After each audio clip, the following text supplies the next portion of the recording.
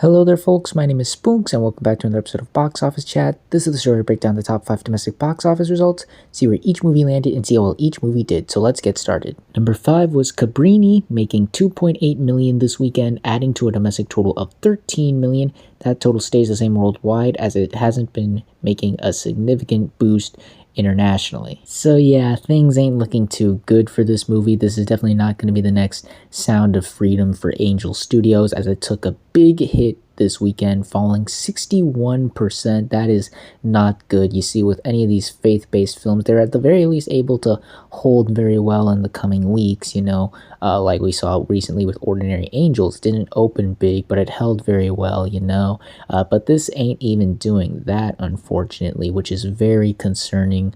I'm sure they wanted this to be at the very least closer to what Sound of Freedom did, as opposed to like exceeding or like doing on par with it, but at least something reasonable. But this is definitely looking very unlikely. The fact that its core audience isn't really telling other people to go and check it out, despite a strong A Cinema Score rating, and it's not really bringing any newcomers either, is very disappointing. And to make matters worse, the film cost $50 million to make, and it's not even close to making that back. So yeah, unfortunately, this is looking like a pretty big disappointment overall at the box office. Hopefully, maybe something happens to help this movie out, but I'm gonna be very doubtful on that. This is a pretty big disappointment right now. Number 4 was Imaginary, making $5.5 million this weekend, adding to a domestic total of $19 million and a worldwide total of $22 million. So surprisingly, this movie actually had a pretty solid hold. It only dropped 44%, which for a horror movie that isn't well received, this is remarkable. This is definitely something I didn't see coming. I honestly thought this would be the hold I would see for Cabrini, and the hold that Cabrini suffered from what happened to Imaginary, but stranger things are happening right now, and from the looks of it, it looks like this movie will be a box office success, both domestically and worldwide. It's about to surpass the doubling point of its $13 to $12 million budget, both domestically and worldwide, which is very good. So at least it's got that going for it, and it continues horror's very solid run at the box office. It continues to be a very profitable genre for the movie industry for sure. But I do think that the studio Blumhouse is probably still disappointed at where this movie is headed, despite it not being a total failure, like Night Swim. This movie still isn't doing great. I'm sure they wanted this to become like something similar to Megan, where they could maybe create the next big horror icon with Chauncey the Bear, but that doesn't seem likely. The film is still not really reaching the heights of many of the horror films that came out last year, and yeah, that's still a bit unfortunate. So despite, turning things around a little bit, I guess, the movie still isn't doing that great. Hopefully it can continue holding as well as it has this weekend for the rest of its theatrical run, maybe become somewhat of a sleeper hit. But as far as things go right now, while things aren't terrible, they're not great either. Number 3 was Arthur the King, opening with $7.6 million this weekend domestically, and that total stays the same worldwide as it hasn't been released in any international countries yet. So this actually kind of fell under my expectations a bit. I wasn't expecting anything grand or major for this movie, but I thought it would crack at the very least low double digits, considering it's an adorable movie about an adorable dog helping people on a race, and it also had star power with Mark Wahlberg, and I could see it performing similar, to the Channing Tatum movie Dog from a couple years ago. It just seemed like, similar time of the year, similar movies. It seemed like, the planets were aligned. It seemed likely that this would happen, but unfortunately it doesn't seem likely. There just wasn't enough interest for this movie to warrant that. And to make matters worse, the movie did cost $19 million to make, so not a great start for the film. It's not horrible, but it could be a lot better, given that it is about an adorable dog helping people on a race. The benefit here, though, is that the movie is well received. Audiences gave it an A on Cinema Score, which is pretty good. So, there's still a chance for this movie to turn that ship around, become a sleeper hit, even with, some very big heavy hitters ending off the month very soon, so definitely going to be interesting to see how it does there. And again, $19 million is still not that much for a movie these days. You know, it still hasn't released in any international country, so maybe those international numbers will bump this movie up to where it needs to go. But as far as things are going for right now, it's not off to a great start. Not terrible start, but not great either. Number 2 was Dune Part 2, making $28 million this weekend, adding to a domestic total of $207 million and a worldwide total of $496 million. Another solid weekend for Dune Part 2. It has surpassed a couple milestones. First off, it is the first film of the year to surpass $200 million domestically, as well as it will be the first film of the year to surpass $500 million worldwide, given how close it is to that milestone and given the time this video will likely drop. It probably has already done that, so congratulations right there.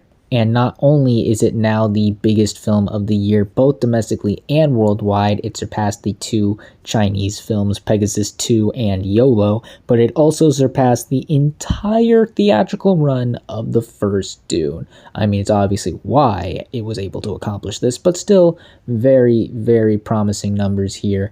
You know, once again, another solid weekend. People are still rushing out to see it. Granted, it had kind of a breather. It wasn't as big of a weekend as the week prior to this, but you know, still putting up a good fight, still making huge blockbuster numbers. Timothée Chalamet is certainly very happy with how this movie is doing. It is now his second film back to back where they both surpassed 200 million. Domestically, 500 million worldwide. Absolutely insane numbers, and this is also great for the movie since the movie cost $190 million, so it's definitely surpassed the doubling point. It's looking like it's going to continue to grow as we continue throughout the rest of the month, even with the big heavy hitters ending off this month. It looks like Dune is still going to put up a good fight, still going to bring in those audiences who want to see it, and still make a lot of money, you know? Yeah, not much more else to say here except Dune Part 2 is still doing very well. Definitely going to see some news on Dune Messiah in the future. I know Denis Villeneuve is going to work on some other projects beforehand, which honestly give him all the money to do those.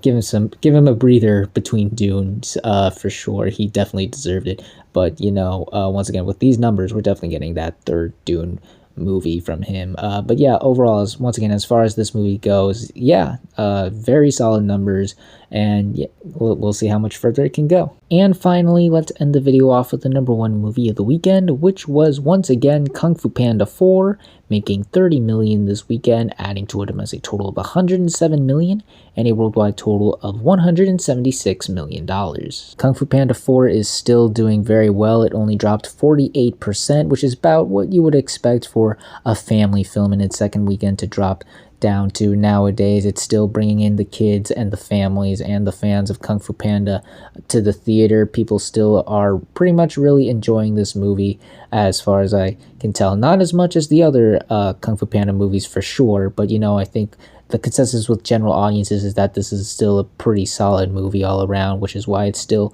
making money. It is now the second film of the year to surpass 100 million domestically, which is great to see.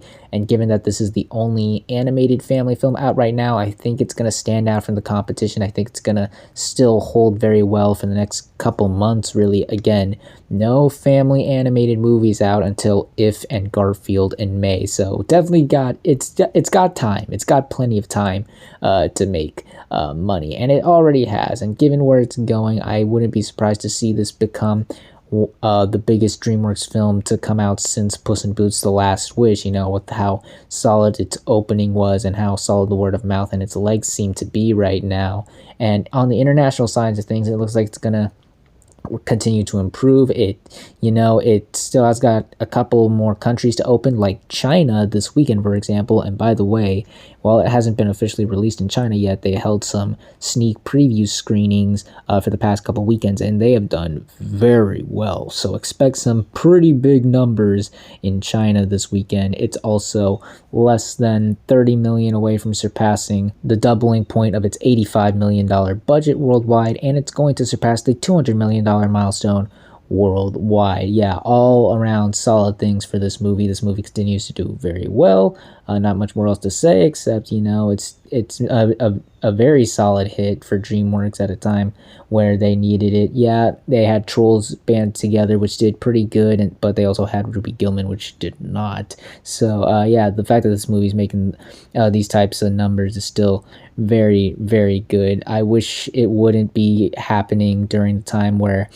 due to budget cuts and in favor of outsourcing, they're laying off almost 50% of their animators, which sucks. If any of those animators are watching this, you just know that your hard work has paid off, and I truly hope you find better work in the future so that your talents can be shown off much more, if you know what I mean. It really sucks this is happening to you guys. Definitely hope you find better work in the future. But as regards to this movie and its box office performance, yes, these are still great numbers. This movie's still doing very well, and not much more else to say on that. And those were your top 5 domestic box office results for this weekend, but we're not quite done yet, as we've got another week ahead of us and new movies hitting theaters.